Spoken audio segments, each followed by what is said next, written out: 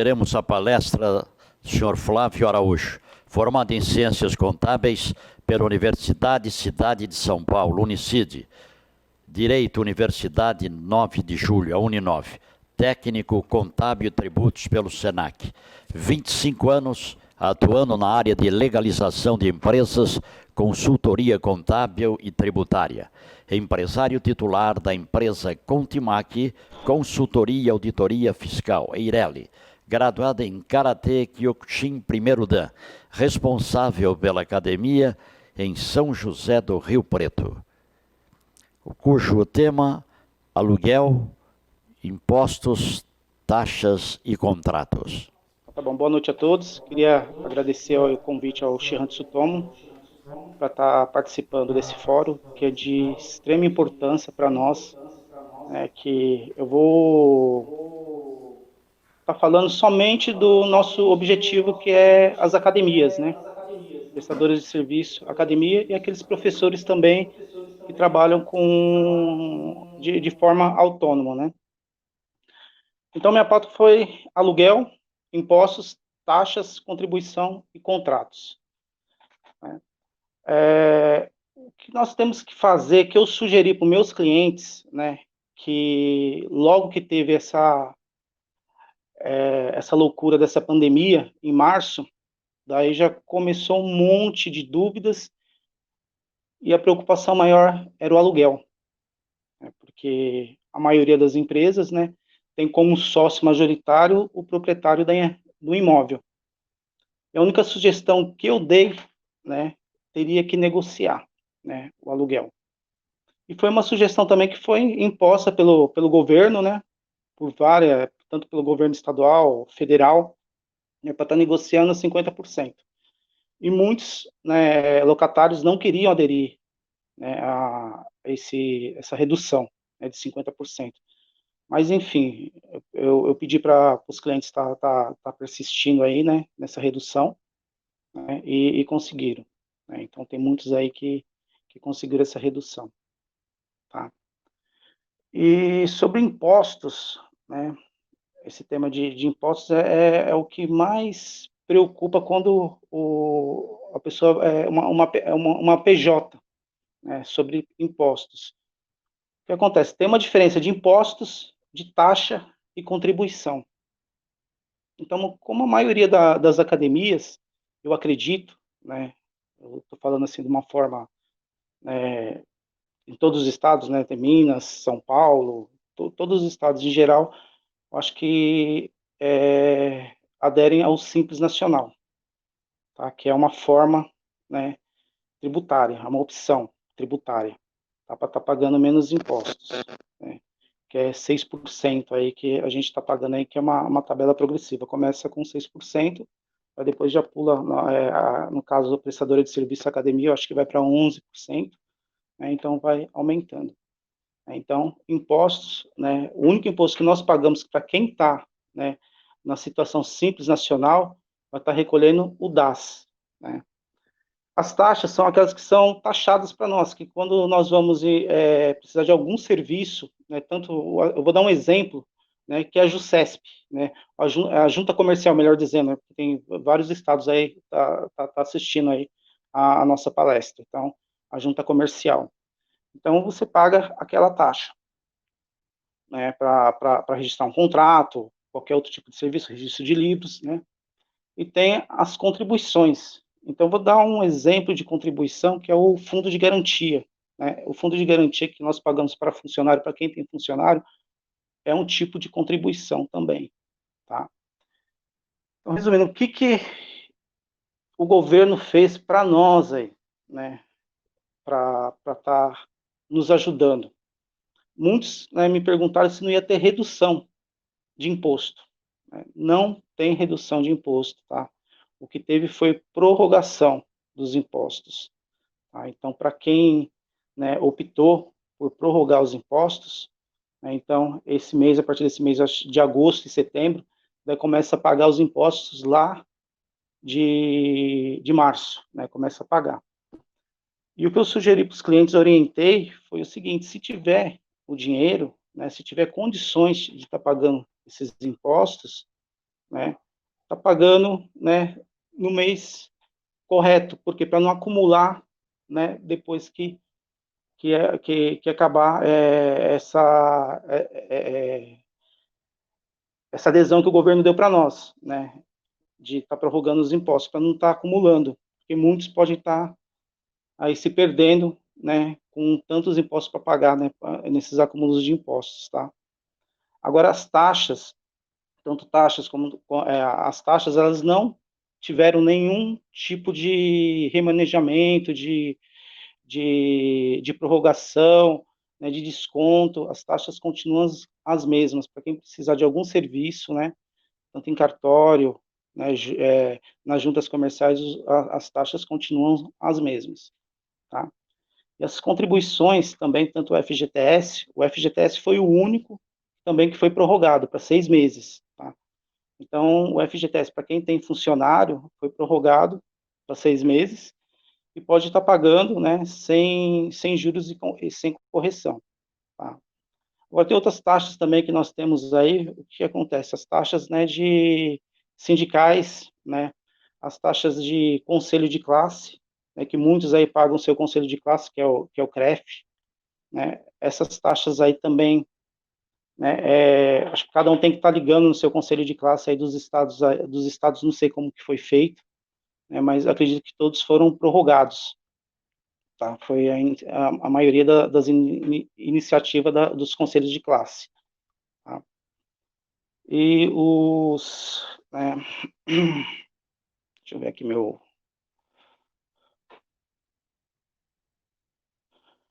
Bom, e tem, né, outra situação que o governo pôs para as empresas, né? O que que é? Ela liberou uma forma de um financiamento, né, de um empréstimo, né? Não sei se todos estão sabendo, mas as empresas que estão no Simples Nacional, empresas MEI, né, têm direito a esse empréstimo, tá? Então está liberado, né? Então tem que estar pedindo ali para o contador, né, tá entrando, né, no conta corrente da empresa e ver se tem um código que se chama RAST Code, né? Então as empresas ela tem direito a 30%, né, do exercício anterior, né? O que quer dizer isso? Se a empresa faturou um valor X, o exercício anterior que seria 2019, então ela pode conseguir um empréstimo até 30% daquele faturamento que ela teve, tá? Então, esse empréstimo, eu sugeri para alguns clientes só pegar em último caso, porque alguns clientes tinham aí uma reserva, né, para estar iniciando algum tipo de projeto, né, e teve que pegar essa reserva para estar tapando um buraco, pagando aluguel, pagando funcionário, né, então, né, acabou tirando essa reserva, daí eu fiz essa sugestão de estar fazendo esse empréstimo para dar seguimento aos projetos, né, esse projeto para alavancar a receita da empresa, né, porque você tirar um financiamento para estar pagando aluguel ou para estar pagando impostos, eu acho que não convém, é melhor você deixar acumular um pouco os impostos para poder resolver mais para frente, né, que pode ser que aí tenha um refis, né, um parcelamento, né, ou no caso de aluguel, dá para estar resolvendo com o proprietário que ele vai querer, né, receber, né, o aluguel, tem como tá fazendo aí um ajuste com ele, fazer né, um novo contrato, um adendo, alguma coisa parecida aí para tá pagando posteriormente, mas não usar esse dinheiro para esse tipo de situação, mas para estar aí seguindo com o projeto. Se a empresa desfalcou o valor do seu caixa, que era para fazer algum projeto, né, pegar esse empréstimo aí, né, com o governo aí, tá, que é bacana, né, então, as taxas estão lá embaixo, né, então, e tem um prazo aí para estar pagando. E a questão do MEI, né, eu acredito que tem muitos professores aí que trabalham de forma autônoma, né, que estão cadastrados como MEI. Então, o MEI já é um pouquinho diferente esse tipo de empréstimo. O que acontece? Vocês pagam a taxa, vocês pagam um imposto, a taxa, né, como se fosse uma forma de carnê, né, uma estimativa. Então, vocês faturando ou não, vocês têm que estar pagando aquele valor. Acho que, se eu não me engano, é uns R$ 60 mensal. Então, o que que acontece?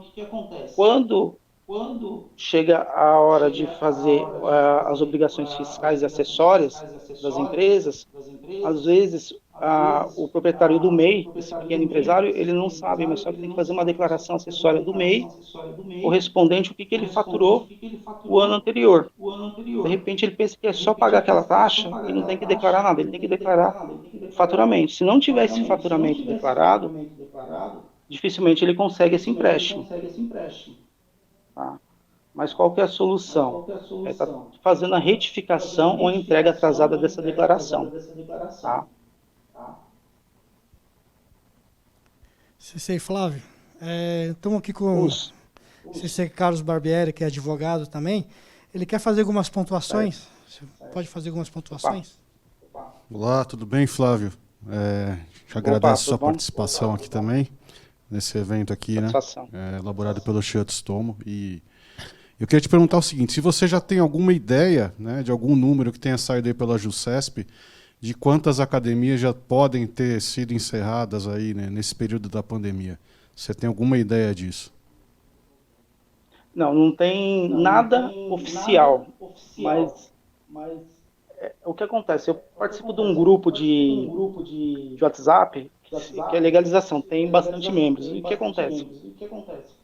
Tem muitos comentários, então o que a gente consegue perceber é que não tem entrada de processo, lógico, de abertura de empresa. Antigamente na JUSCESP acho que era 1.200 processos aí em São Paulo, capital. Eram uns 1.200 processos de entrada de processo de abertura de empresa. Agora, baixa, o que acontece? Não tem como a gente saber por quê. Esses empresários que fecharam as academias, eles não deram entrada oficialmente na JUSCESP, então não tem como a gente saber. Perfeito, né? E você falou, então, de negociações, aí ontem eu abordei também a questão do aluguel, né? Como a gente poderia fazer isso. No seu entender, né? Atuando aí com uma consultoria de uma academia, qual seria a primeira medida que você falaria, ó, segura isso, vamos trabalhar assim, enumerando, né? Quais seriam as medidas que você faria para tentar diminuir o impacto aí econômico, né, que está sofrendo aí as academias? Então, a primeira coisa é o aluguel. Isso daí, sem sombra de dúvida, né? A gente tentar negociar e reduzir para 50%, né? Esse 50% é uma sugestão do governo, né? Tanto federal e estadual. E outra questão é os contratos de prestadores de serviço. Eu vou dar um exemplo, né? Espero que nenhum cliente meu esteja ouvindo, né? Os contadores, né? Empresa contábil, reduzir também a 50%. É um exemplo, né? Entendeu? Porque é um gasto mensal fixo, né? E outro, folha de pagamento. Esse daí é o que tem mais perguntas sobre funcionários, né? Como que pode ser feito. Se quiser que eu vou dar alguma sugestão, né? Eu não sei se todas as academias têm funcionário, mas antecipação de férias. Como que é feita essa antecipação de férias? Você tem que estar conversando com o funcionário, né? Que essas férias não é para o gozo das férias, para ele poder viajar, para ele poder sair, né? É simplesmente por causa da pandemia, né? A empresa não vai ter recurso para estar pagando aquele 1/3 de abono de férias e negociar esse 1/3 para pagar posteriormente, entendeu? Ele fica em casa, recebe o salário dele, né? E esse abono a empresa paga mais para frente. Outra importante situação salientar aí também. Pode falar. Perdão, Flávio. É importante salientar também aqui nessa questão, também tem a possibilidade da suspensão do contrato de trabalho, né? Que isso é importante, porque a gente está falando aqui, a gente costuma, né, a mentalidade fica muito voltada aqui para nós, aqui em São Paulo, né? Que já teve uma flexibilização e tudo mais. Porém, tem outros estados e cidades que ainda continuam fechados, né? Então aí uma sugestão também acho que seria a suspensão do contrato, né? Para que desonerar pelo menos nesse momento, né? Isso, a suspensão de contrato, ela é por 60 dias. Tá? Essa suspensão, esses 60 dias, ele pode ser, digamos, fracionado. O funcionário ele vem 15 dias, depois vem 20, 25, pode ser fracionado. Tá? E ele entra lá, ele tem um benefício do governo, né? A empresa entra com esse pedido, né, de suspensão, né? O departamento pessoal do escritório faz os requerimentos, né?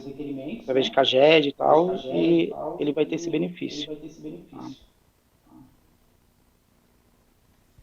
Boa colocação, né? recebendo. Isso aí acho que é importante, né, para o pequeno empresário, né? E quase 100% dos donos de academias que são pequenos empresários.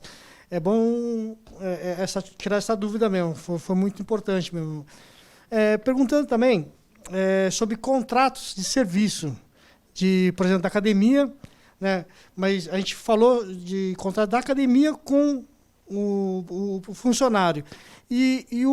Vendo do lado do aluno, por exemplo. O aluno ele tem um contrato com a academia. Não, aquele semestral. Como é que ele pode ser feito? Dá para negociar ou como é que é? Poxa, eu sugiro que também pode negociar com desconto, né, ou dar um stand-by nesse contrato, né, se ele tiver condições de continuar pagando, né, para usufruir a academia depois da pandemia, né, tentar conversar, porque às vezes, né, esse aluno, ele está trabalhando, né, então ele não está indo para a academia porque ainda não está se sentindo à vontade de ir, né? Certo. E também está acontecendo muito, eu acho assim que os pais, né, não estão querendo levar as crianças, né? Tem muito nesse ponto também. Não sei se o Flávio pode responder essa pergunta, que está um pouco fora do tema, mas o Dr. Barbieri aqui como advogado também. Acontece muito isso, né, Barbieri?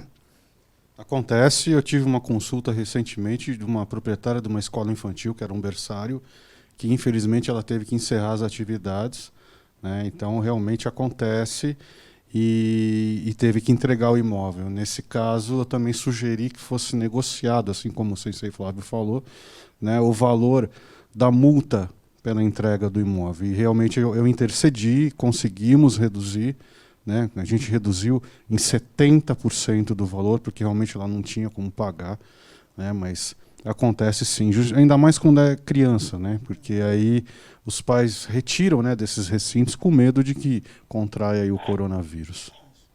Você, Flávio, tem algum ponto a dizer sobre isso? O que acontece é que aqui em São José do Rio Preto ainda, Sensei Barbieri, né, ainda nós temos de sábado, domingo, segunda e terça é tudo fechado, lockdown aqui. Então, adotaram esse sistema e as academias não podem abrir desde março. Então, aqui eu não tenho nem como, né, ter uma referência sobre criança, mas eu acredito que os pais, né, eles querem proteger os filhos, né, e não vão deixar, vai ser complicado para nós. Certo. Então o negócio é online, né? Fazer aula online. Exatamente. Né, então, Eu acho que aqui em Rio podemos Preto, encerrar por aqui, no, né? Desculpa, pode continuar, Ceci. eu só queria finalizar a parte de contrato com funcionário. O que acontece? Né? Quando se